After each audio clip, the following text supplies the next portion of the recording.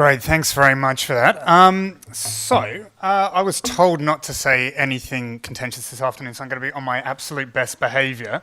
And I will start with some basic stuff. Last year I had the opportunity, while I was travelling for pleasure, to have even more pleasure by going and talking to energy market bodies around the world. And let me tell you, best part of my holiday.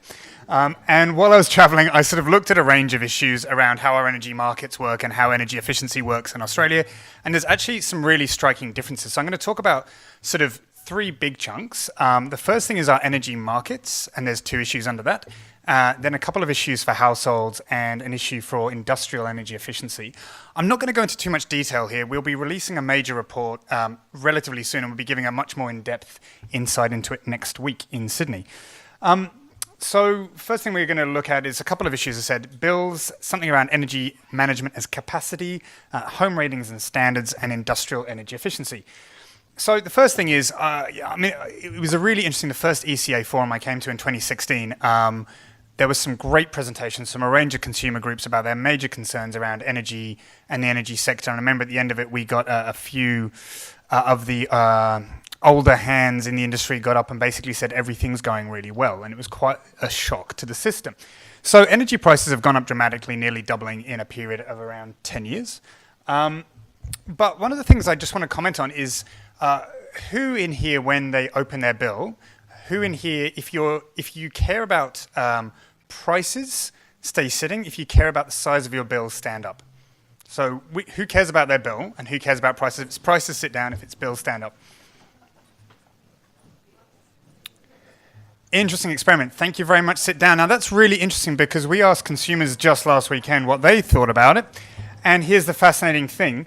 80% of them said that they cared about their bill. 11% of them said that they cared about the price per unit. And interestingly enough, almost all of those people were under the age of 30 and didn't pay electricity bills. Fascinating thing. Now, this may seem incredibly obvious to us, but actually it's not. It's actually hard baked into the NEO. The NEO is about price. It is not about the size of our bill. Consumers do not care about price units. You ask most consumers what their price per unit of electricity is, they have no idea, but they are very, very acutely aware of the size of their bill. And this isn't just, and this has come up today a lot of people are talking about prices. This is actually quite a material difference. If you look at the graph on the right, this is California. The dots are the prices per unit, and California's got the second highest price per unit electricity in the US. It also has the lowest bills because they're much more efficient than any other jurisdiction. So this is a very material thing, and our institutions are not really supposed to be looking at bills. They're supposed by the NEO to be looking at prices. That's a very substantial problem. The other thing I just want to point out is that the great news is we can't really do much about prices. Like the actual opportunity to bring down prices in a very short period of time is quite small, but we can do a hell of a lot on bills. We also asked them, this is some early data, so this is very sexy, what they thought about a range of options, whether they supported or opposed them around sort of things that are in the media about things we could do about energy affordability. So as you can see, very low support for reducing incentives for renewable energy. It was quite a contested issue. Coal-fired generation, stopping coal-fired generation from closing and reliability standards being changed. A lot of controversy on those issues. One thing actually had surprisingly high level of support, to the retailers, was regulating electricity prices.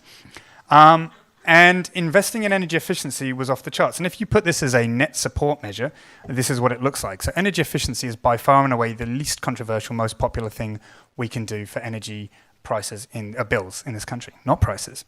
So that's great news. We can actually do something, and it's really popular. The second thing that they do internationally is not only do they look at this as actually an integrated part, energy efficiency and demand management are considered a form of capacity. It's not in our energy market where we just set the market and what consumers do with it, that's their job or that's information at the end of it. It's actually a form of capacity that people explicitly develop in other countries, and that is very different to Australia. I'm just going to have a quick look at Japan. This blew me away. So can anybody tell me what happened in 2011 in Japan? Fukushima. So 1/3, the green bit, ignore that, that's their oil. Have a look at that. That is nuclear capacity is 1/3 of their capacity.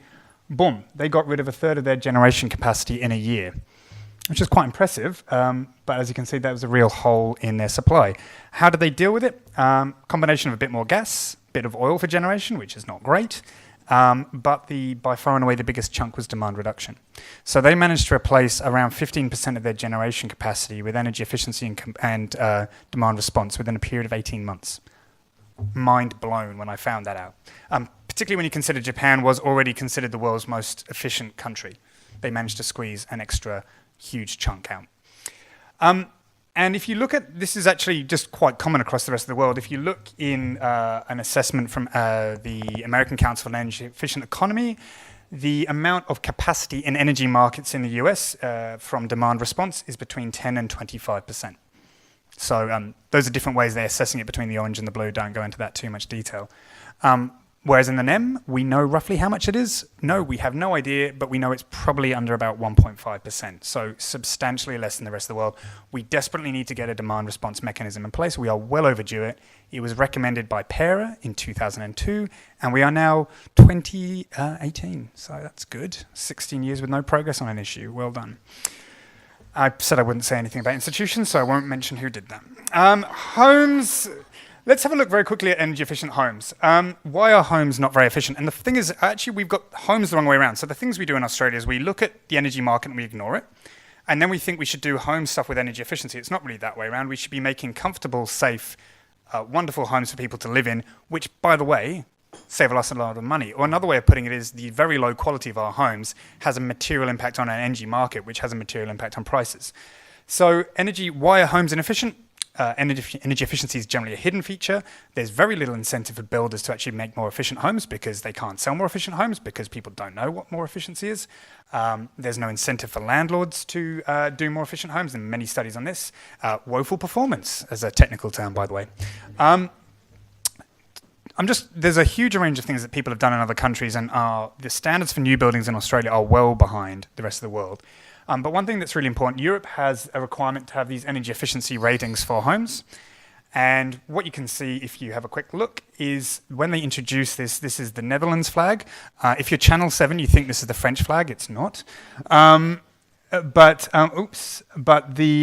just introducing ratings in the Netherlands over a period of 12 years reduced the level of buildings that were in the sort of worst three performing categories from 70% of the market to 35% of the market. So that's a dramatic shift in the quality of homes. In the UK, the system wasn't as effective, so they just went, oh, stuff it. If you're renting out a home, minimum of E and above. F and G are off if you want to rent it out. You can't basically rent out something that is not fit for human habitation. What a novel idea. Industrial efficiency. Australia's got some problems here. We have some of the worst capacity in the world in terms of energy management in our industry sections. There's some great people, but there's only a handful of them.